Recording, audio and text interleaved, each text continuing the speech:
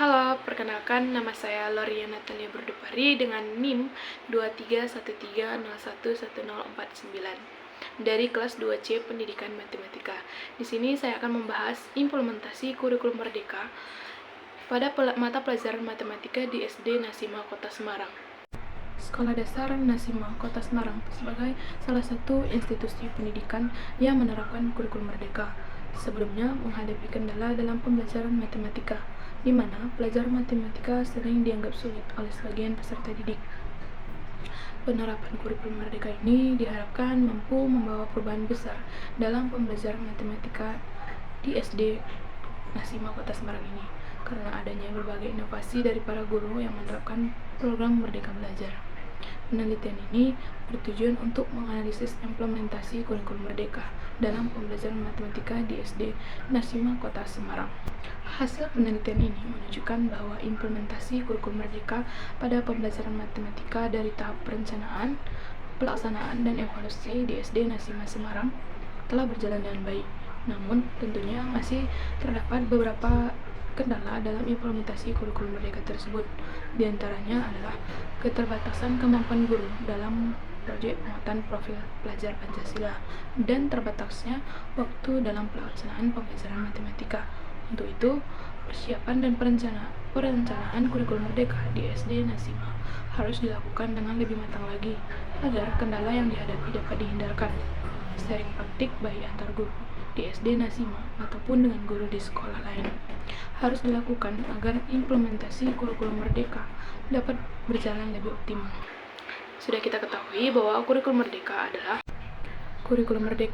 kurikulum dengan pembelajaran intrakurikuler yang beragam, di mana konten akan lebih optimal agar peserta didik memberi cukup waktu untuk mendalami konsep dan menguatkan kompetensi. Guru memiliki keleluasaan untuk memilih berbagai perangkat ajar sehingga pembelajaran dapat disesuaikan dengan kebutuhan belajar dan minat peserta didik.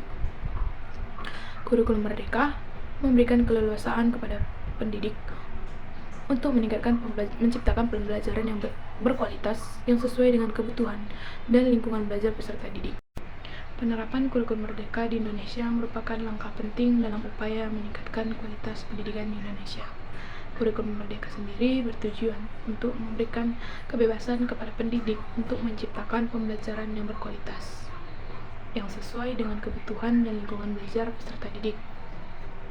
Penerapan kurikulum Merdeka di Indonesia mencakup beberapa aspek penting. Yang pertama ada fleksibilitas kurikulum. Kurikulum Merdeka memberikan kebebasan bagi sekolah dalam menyesuaikan kurikulum dengan karakteristik siswa, potensi daerah, dan perkembangan global. Hal ini memungkinkan pendekatan pendidikan yang lebih relevan dan adaptif. Yang kedua, ada penguatan kompetensi, di mana penguatan kompetensi ini melalui kurikulum Merdeka, siswa diharapkan dapat berkembang secara holistik, termasuk aspek kognitif, afektif, dan psikomotorik. Peningkatan kompetensi siswa ini diharapkan dapat mempersiapkan diri lebih baik untuk menghadapi tantangan di masa depan. Yang ketiga, ada pengembangan karakter. Pengembangan karakter diharapkan kurikulum Merdeka tidak hanya berfokus pada aspek akademik semata, tetapi juga menekankan pada pembentukan karakter dan moral siswa. Hal ini sesuai dengan tujuan pendidikan untuk menciptakan generasi yang berkualitas dan berintegritas. Yang keempat, ada keterlibatan stakeholder atau penerapan kurikulum Merdeka melibatkan berbagai pihak seperti guru, orang tua, masyarakat, dan dunia usaha. Kolaborasi ini diharapkan dapat mendukung kesuksesan implementasi kurikulum yang lebih relevan dan efektif. Adapun yang kelima, pengembangan sumber daya manusia. Pengembangan sumber daya manusia ini diharapkan kurikulum Merdeka juga menekankan pada pengembangan kualitas pendidik, serta penyedia sarana dan prasarana yang memadai untuk mendukung proses pembelajaran yang berkualitas. Untuk mengatasi keterbatasan kemampuan guru dalam proyek penguatan profil pelajar Pancasila dan terbatasnya waktu dalam pelaksanaan, dapat diterapkan beberapa strategi berikut. Yang pertama ada pelatihan dan pengembangan profesional dengan mengadakan pelatihan yang berfokus pada penguatan profil pelajar Pancasila dan integrasi konsep ini dalam pembelajaran matematika, dan membuat kelompok belajar bagi guru untuk berbagi praktik terbaik dan strategi mengajar. Yang kedua, ada integrasi tema Pancasila dalam pembelajaran matematika dengan mencari cara untuk mengintegrasikan nilai-nilai Pancasila dalam materi matematika. Misalnya, menggunakan contoh soal yang mencerminkan nilai-nilai Pancasila, dan menggunakan proyek berbasis masalah yang melibatkan konsep-konsep Pancasila. Yang ketiga, pemanfaatan teknologi. Dengan menggunakan teknologi dan sumber daya digital untuk membuat pembelajaran lebih efisien dan menarik, dan memanfaatkan platform e-learning untuk memberikan tambahan materi yang bisa diakses siswa di luar jam pelajaran. Yang keempat, ada penyederhanaan kurikulum. Dengan menyederhanakan atau memprioritaskan bagian-bagian dari kurikulum matematika yang paling penting dan relevan, dan dapat menyesuaikan pembelajaran agar lebih fokus pada kompetensi inti dan esensial.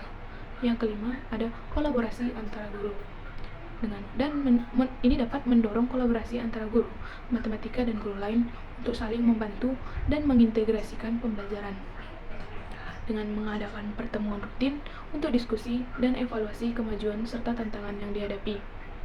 Yang keenam, ada manajemen waktu yang efektif.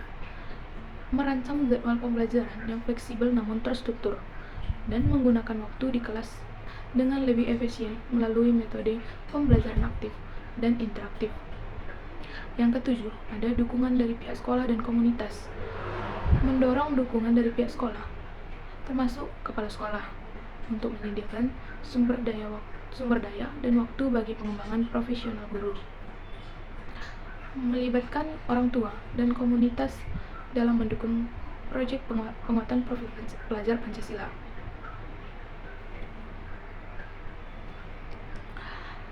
Dengan pendekatan-pendekatan ini, keterbatasan kemampuan guru dan waktu dalam pembelajaran dapat diatasi, sehingga tujuan penguatan profil pelajar Pancasila dan pembelajaran matematika dapat tercapai dengan lebih efektif.